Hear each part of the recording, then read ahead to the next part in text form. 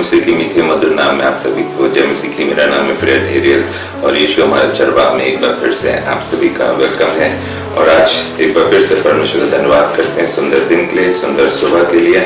और जब आज का दिन परमेश्वर ने दिया है तो आइए हम परमेश्वर के वचन से देखेंगे जो हमको मिलता है मत्ती की इंजील उसका 12वां अध्याय और उसकी 7 आयत। मत्ती की इंजील उसका 12वां अध्याय और उसकी 7 आयत, जहाँ इस प्रकार लिखा है, यदि तुम इसका अर्थ जानते मैं दया से प्रसन्न होता हूँ बलिदान से नहीं, तो तुम निर्दोष को दोषी ना ठहराते। खुदा अपने पाक कलाम के पढ़े और सुने जाने पे आशीष दे। यहाँ पे बहुत ही अच्छी बात यहाँ पे परमेश्वर के वचन में लिखी गई है। यहाँ पर जिक्र है सब्त के दिन का। और उस समय प्रभु यीशु मसीह सब्त के दिन एक खेतों में से होकर जा रहे थे, तो उनके चेले जो उनके साथ थे उनको भूख लगी, तो वो वहां की जो बालें लगी हुई थी पेड़ों की तो वो तोड़कर खाने लगे। तो कुछ फरीसी थे जो यीशु मसीह के साथ चल रहे थे, तो उन्होंने यीशु मसीह से कहा कि सब्त के दिन जो चेले कर रहे हैं वो सही नहीं है, क्योंकि सब्त के दिन के कुछ दिशा निर्देश हैं, जो रूल्स हैं, जो वचन में दिए गए हैं, उनको हमें मानना है। उनके अनुसार सब्त के दिन को हमें फॉलो करना होता है। पर यीशु मसीह का यहाँ पर यीशु मसीह ने उन फरीसियों से बात कही कि यदि तुम इसका अर्थ जानते मैं दया से प्रसन्न होता हूँ बलिदान से नहीं, तो तुम निर्दोष को दोषी ना ठहराते। तो यहाँ पे यीशु मसीह इस बात को बताना चाहते हैं कि सब्त का दिन प्रभु यीशु मसीह का दिन है। हमें उसमें बहुत ऐसे कार्य हैं जो नहीं करना है जैसा वचन में बताया गया है, लेकिन परमेश्वर का वचन बताता है कि हमें निरंतर सब्त के दिन में परमेश्वर को पहला स्थान देना है। यीशु मसीह के जीवन के में जब हम देखते हैं तो सब्त का दिन उन्होंने 6 दिन पूरे सृष्टि की रचना करी थी, लेकिन 7वें दिन जो सब्त का दिन है जिसे हम संडे के नाम से भी जानते हैं, उस दिन उन्होंने क्या किया था? विश्राम किया था।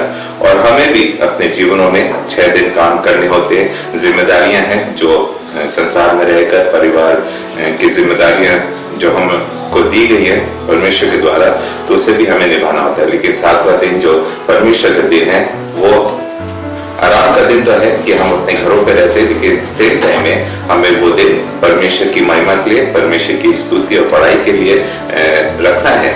और उसको उस दिन में परमेश्वर को पहला स्थान देना है और उसके वचन में निरंतर पढ़ना है और बने रहना है।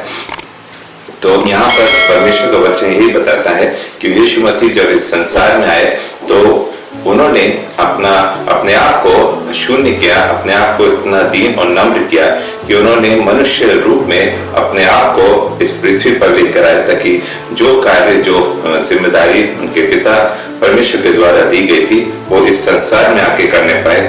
और उन्होंने वो 3-3.5 साल का जो समय उनको मिला था, जो सेवकाई उन्होंने करी थी, उनकी क्रूसिफिक्शन से पहले का जो सफर था, उसमें उन्होंने अपने चेलों के साथ बहुत ऐसे कार्य किए, बहुत ऐसी चीजें करी, बहुत दृष्टांत के जरिए चेलों को बहुत कुछ सिखाया कि जब वो इस पृथ्वी पर नहीं होंगे तो वो उनके चेले उनके कार्यों को आगे बढ़ा सकें, जो पवित्र आत्मा की अगुवाई में रहकर वो चेले किया करते थे। तो यहाँ पर यीशु मसीह यही बताना चाहते हैं कि वो दया से प्रसन्न होते हैं बलिदान से नहीं। हम अक्सर कोशिश ये करते हैं कि हम कुछ ऐसे कार्य करें जिससे हम परमेश्वर को प्रसन्न कर सकें अपने बलिदानों से, लेकिन बलिदान तो सिर्फ प्रभु यीशु मसीह ने दिया था अपने शरीर का, जब उन्होंने अपने ऊपर हम सब के गुनाहों को ले लिया और अपनी मौत क्रूस पर सही, और उन्होंने अपना बहुमूल्य लहू हम सब के गुनाहों के लिए बहाया ताकि हम सब बचाए जा सके।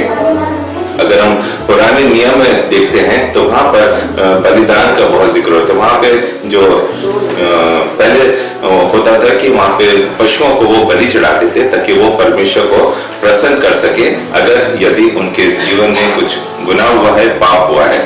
लेकिन जब हम नए नियम में देखते हैं तो यहाँ पर हम वो जो होम बलि की बातें थी होम बलि, पशु बलि, वो सारी चीजें खत्म हो चुकी हैं। अब नए नियम में जब हम आते हैं तो यहाँ पे प्रभु यीशु मसीह का जिक्र है। तो इसीलिए प्रभु यीशु मसीह कहते हैं कि मैं बलिदान से प्रसन्न नहीं होता, बल्कि किससे होता है? दया से। हमें यीशु मसीह के द्वारा सिखाया और समझाया गया है कि हमें लोगों के प्रति क्या रखना है? दया रखनी है। उनके प्रति हमें अपने आप को दीन और नम्र करना है। उनकी सहायता, यदि कोई परेशान है, किसी मुसीबत में है, तकलीफ में है, तो वो तकलीफ, वो परेशानी हमें अपनी समझनी है। हम किसी गैर के लिए नहीं कर रहे। हम प्रभु यीशु मसीह के द्वारा जब रचे गए, जो मनुष्य को उसने बनाया, तो हम सब क्या हैं? परमेश्वर में भाई और बहन है। हमारा हर एक कोई हमारा क्या है? पड़ोसी है। इसीलिए यहाँ पे लिखा है मैं दया से प्रसन्न होता हूँ, बलिदान से नहीं। आगे लिखा है तो तुम निर्दोष को दोषी ना ठहराते। यदि ये तुम जान लेते कि मैं दया से प्रसन्न होता हूँ, बलिदान से नहीं, तो तुम निर्दोष को दोषी ना ठहराते। हम अक्सर क्या करते हैं? निर्दोष जो होते हैं उनको भी क्या है? हम उनके ऊपर उंगली उठा देते हैं, उनको दोषी ठहरा देते हैं। एक जगह से हम और पढ़ेंगे, मत्ती 9, 12 और 13। मत्ती 9 उसका 12 अध्याय उसकी 13 आयत। मत्ती 9 उसका 12 और 13 आयत, जहाँ इस प्रकार लिखा है, ये सुनकर यीशु ने उनसे कहा, वैद्य भले चंगों के लिए नहीं परंतु बीमारों के लिए आवश्यक है। 13वीं आयत में लिखा है, इसलिए तुम जाकर इसका अर्थ सीख लो, मैं बलिदान से नहीं परंतु दया चाहता हूँ, क्योंकि मैं धर्मियों को नहीं परंतु पापियों को बुलाने आया हूँ। यहाँ पे 2 आयत हैं जो बहुत ही स्पष्ट इस बात को बताती हैं कि यीशु मसीह क्या चाहते हैं और क्या बताना चाहते हैं। यहाँ पे लिखा है 12वीं आयत में, वैद्य भले चंगों के लिए नहीं परंतु बीमारों के लिए आवश्यक है। वैद्य जो होते हैं, जो डॉक्टर्स होते हैं, या वैद्य, जब हम पहले जमानों में वैद्य बोला जाता था उनको, आज हम डॉक्टर बोलते हैं। तो ये क्या भले चंगों के लिए नहीं परंतु बीमारों के आवश्यक है। वैद्य के पास हम कब जाते हैं? डॉक्टर्स का पास हम कब जाते हैं? जब हम बीमार होते हैं। यदि हम भले चंगे हों, यदि हमारा शरीर स्वस्थ है, हमें कोई भी बीमारी नहीं, कोई भी परेशानी नहीं है शारीरिक रूप से, तो हम डॉक्टर्स के पास जाएंगे? कभी नहीं जाएंगे। हम कब जाएंगे? जब हमें तकलीफ होगी, हमें बीमारी होगी, हमें कोई भी शारीरिक परेशानी होगी, तब सबसे पहले हमें ध्यान किसका आता है? डॉक्टर का, वैद्य का, और हम उनके पास जाते हैं। इसलिए यहाँ पे लिखा है, वैद्य भले चंगों के लिए नहीं परंतु बीमारों के लिए आवश्यक है। भले चंगों के लिए आवश्यक नहीं परंतु किन के लिए है? बीमारों के लिए आवश्यक है। 13वीं आयत में लिखा है, इसलिए तुम जाकर इसका अर्थ सीख लो, मैं बलिदान नहीं परंतु दया चाहता हूँ, क्योंकि मैं धर्मियों को नहीं परंतु पापियों को बुलाने आया। यीशु मसीह यहाँ पे स्पष्ट करते हैं, कहते हैं कि मैं बलिदान से नहीं बल्कि किससे? दया से दया चाहता हूँ। हमें बलिदान नहीं देना, हमें किसी प्रकार की कोई होम बलि, पशु बलि नहीं चढ़ानी, हमें किसी प्रकार का बलिदान नहीं करना है। हमें अपने अंदर वही स्वभाव रखना है, वही हमारा बर्ताव हो लोगों के साथ कि हम क्या हो, हमारे अंदर क्या हो? दया हो, हमारे अंदर दया भावना हो, हम लोगों के प्रति दयावंत हो, हम उनकी सहायता मदद करने को, उनके दुख को हम अपना दुख समझ सकें, उनकी परेशानियों को हम अपनी परेशानी समझ सकें। यही प्रभु यीशु मसीह करते थे। यही जब उन्होंने सेवकाई करी तो उनका जीवन भी इसी प्रकार था। वो हर एक को जब उन्होंने किसी को दुख या तकलीफ में देखा तो उनके प्रति उनके मन में क्या रही? दया रही। तो आज वो यही चाहते हैं कि हम और आपके जीवन से कि हमें बलिदान नहीं देना, बल्कि हमारे अंदर क्या होनी चाहिए? दया होनी चाहिए। आगे लिखा है, क्योंकि मैं धर्मियों के नहीं परंतु पापियों को बुलाने आए। यीशु मसीह जब आए थे तो क्या धर्मियों के लिए नहीं आए थे? किन के लिए आए थे? पापियों के लिए।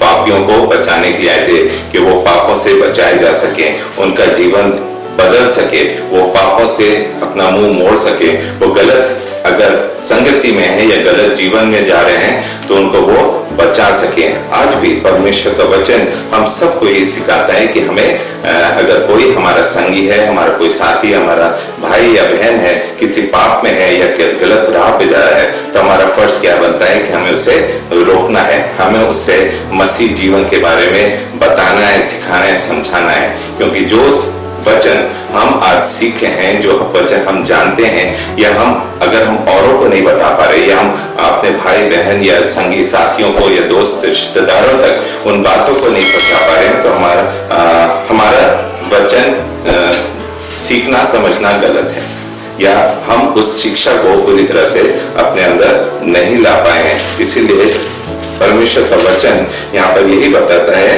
यीशु मसीह कहते हैं, मैं धर्मियों को नहीं परंतु पापियों को बुलाने आया हूं।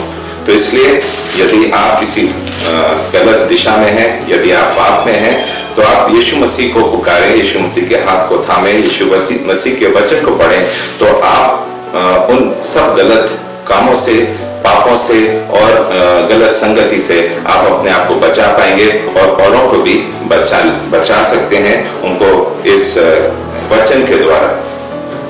एक जगह से हम और पढ़ेंगे नीति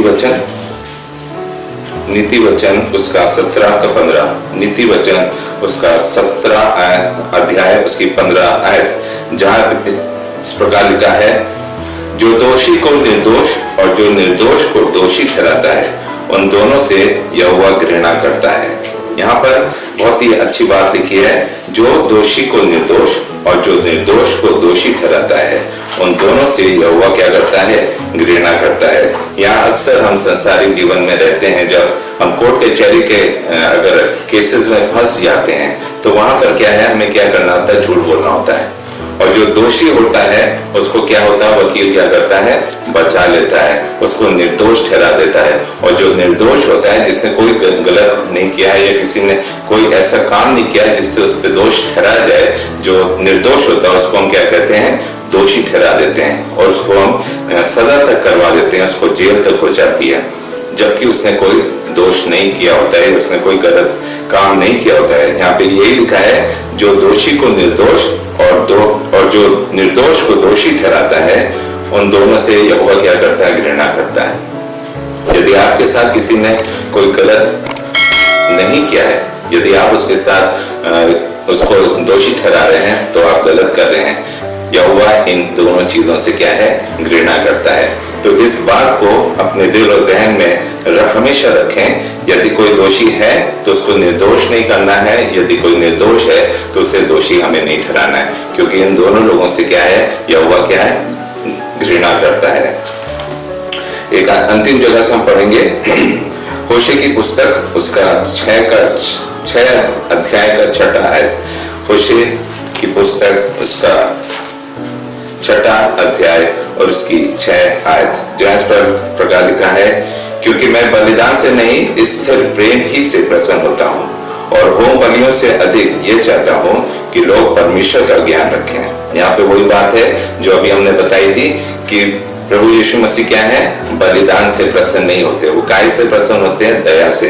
तो यहाँ पे यही लिखा है, क्योंकि मैं बलिदान से नहीं स्थिर प्रेम ही से प्रसन्न होता हूँ। आपके अंदर वो स्थिर प्रेम होना चाहिए, परमेश्वर के प्रति तो होना चाहिए, लेकिन सेम टाइम में जो हमारे मिलने जुलने वाले भाई बहन दोस्त यार हैं, और कोई भी जरूरतमंद है, या आपको कोई ऐसा लगता है, कोई आप किसी से मिलते हैं, अगर वो दुख या तकलीफ में है, तो आप उसके प्रति क्या रखें? दया रखें, और वो स्थिर प्रेम बनाए रखें। तो दया हमारे अंदर कब आएगी? जब हमारे अंदर परमेश्वर का प्रेम होगा, वो स्थिर प्रेम होगा। स्थिर प्रेम कब होगा? जब हम परमेश्वर को मानने वाले होंगे, परमेश्वर के विश्वास में होंगे, परमेश्वर के अनुयायी होंगे, उसके मार्ग पे चलने वाले होंगे। और आगे लिखा है, और होम बलियों से अधिक ये चाहता हूँ कि लोग परमेश्वर का ज्ञान रखें। आप बलिदान, होम बलि, पशु बलि जो पिछले जमानों में होता था, उनसे अधिक परमेश्वर क्या चाहता है? कि हमारे अंदर क्या हो? परमेश्वर का ज्ञान हो। परमेश्वर का ज्ञान क्या है? ये जिंदा कलाम। ये जिंदा कलाम हमारे अंदर होना चाहिए, यदि हम परमेश्वर को मानने वाले हैं, या परमेश्वर के विश्वास में हैं, या परमेश्वर को अपना उद्धारकर्ता ग्रहण कर चुके हैं, तो हमारे अंदर परमेश्वर का ज्ञान होना आवश्यक है। अगर ये सारी चीजें हमारे अंदर नहीं है, तो हम परमेश्वर के लोग नहीं कहला सकते, या हम परमेश्वर के विश्वास में नहीं है, या हम किसी अंधकार में चल रहे हैं। अगर हम उजाले में हैं तो हमारे अंदर क्या है? परमेश्वर का ज्ञान। और परमेश्वर का ज्ञान हमें सब बुराइयों से, कठिनाइयों से, बीमारियों से, परेशानियों से, तकलीफों से क्या है? बचाता है, सुरक्षित रखता है। क्योंकि परमेश्वर का वादा है कि वो आपको कभी न छोड़ेगा और न त्यागेगा। इसीलिए इस वचन के साथ आप परमेश्वर के नजदीकी में बढ़े और उस स्थिर प्रेम को अपने अंदर बनाए रखें जो परमेश्वर आपसे चाहता है, ताकि आपके अंदर वो दया हो, बलिदान ना हो, बल्कि वो दया हो जो आप दूसरों के प्रति रख सकते हैं। जिस प्रकार यीशु मसीह ने हम सबके प्रति वो दया रखी कि आज भी उसका लहू हम सबको सुरक्षित रखता है और हर तकलीफ से, बीमारियों से, मुसीबतों से बचाता है और चंगाई देता है। आशा करते हैं इस छोटे से वचन के साथ आपने बहुत कुछ सीखा होगा। यदि कुछ सीखा हो तो कमेंट करके हमें जरूर बताएं। अगर कुछ विषय है जिसके लिए आप प्रार्थना कराना चाहते हैं तो वो भी आप बता सकते हैं। May God bless you.